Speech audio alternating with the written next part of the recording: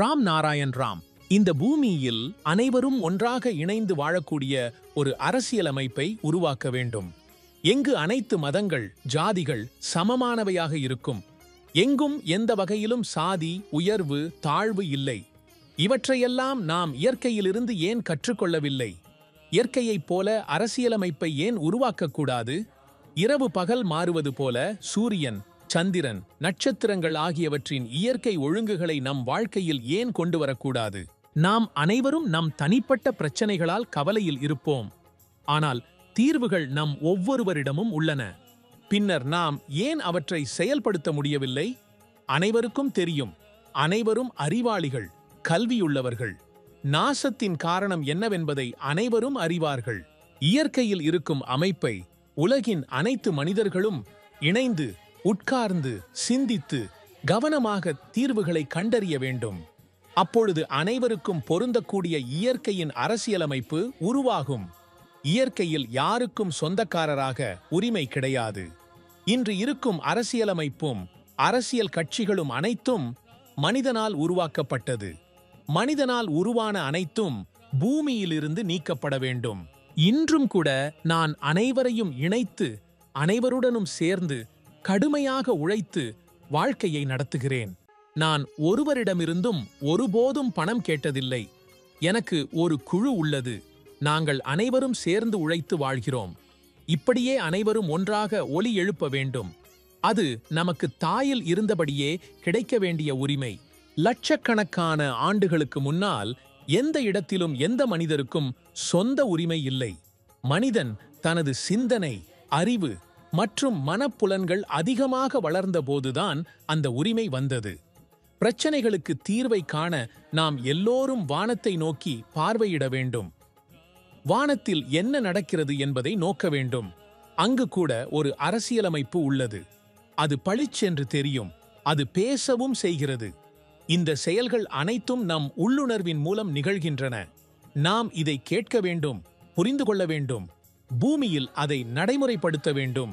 நாம் அனைவரும் ஆத்ம சிந்தனையில் ஈடுபட வேண்டும். நம் அகச்சிந்தனையை கேட்க வேண்டும். நம் உள்ளுணர்வின் வழிகாட்டலை பின்பற்ற வேண்டும். வாழ்க்கையிலே நீங்கள் எந்த வேலையையும் செய்யும்போது உங்கள் உள்ளுணர்வு எப்போதும் சரியான வழிகாட்டுதலை தரும்.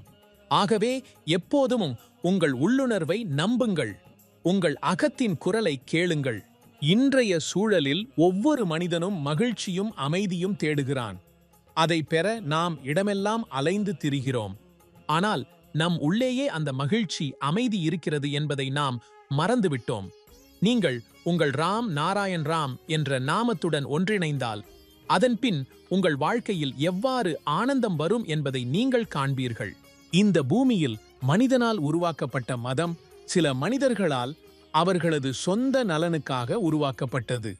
பல மதங்களுக்கு பாதுகாவலர்களாகவோ கதைப்பாடிகளாகவோ இருப்பவர்கள் அவர்கள் இறந்த பிறகு ஒருபோதும் உங்களை பார்த்து நீங்கள் எப்படி இருக்கிறீர்கள் என்று கேட்டிருக்கிறார்களா? பூமியில் கூறப்படும் சுமார் 400 மதங்கள் எல்லாம் எங்கிருந்து வந்தன? ஒவ்வொருவரும் மதம் பற்றி பேசுகிறார்கள். ஆனால் உண்மையான மதம், மத நூல் என்றால் என்ன? ஒவ்வொரு மதத்துக்கும் தனித்தனி நூல்கள் உள்ளன. சனாதனத்திற்காக பகவத்கீதையும் ராமாயணமும், முஸ்லிம்களுக்கு குர்ஆன், கிறிஸ்தவர்களுக்கு பைபிள். இவை யாவற்றையும் பார்த்து உண்மையானது எது என்பதை பற்றி மக்கள் குழப்பமாக இருக்கிறார்கள். இந்த பூமியில் அனைவரும் மனிதராகவே பிறந்தவர்கள். ஆனால் மனிதனே பல்வேறு மதங்களை உருவாக்கி ஒருவரை ஒருவர் பிரித்து வைத்துள்ளார். ஒவ்வொரு மனிதனும் மதத்தின் பேரில் தனிப்பட்ட நலனையே நோக்குகிறான். ஆனால் நமது மகாகுரு பாலக பிரம்மச்சாரி ஜி கூறுவது என்னவென்றால், மிகப்பெரிய மதம் வானமே, அங்கிருந்து இந்த உலகமெல்லாம் உருவானது. மிகப்பெரிய மத நூல் ராம் நாராயண் ராம் ஆகும். அந்த நூலின் ஒவ்வொரு பக்கம் பிரபஞ்சத்தில் பறந்துள்ள அனைத்து நட்சத்திரங்களும் மற்றும் கிரகங்களும் ஆகும்.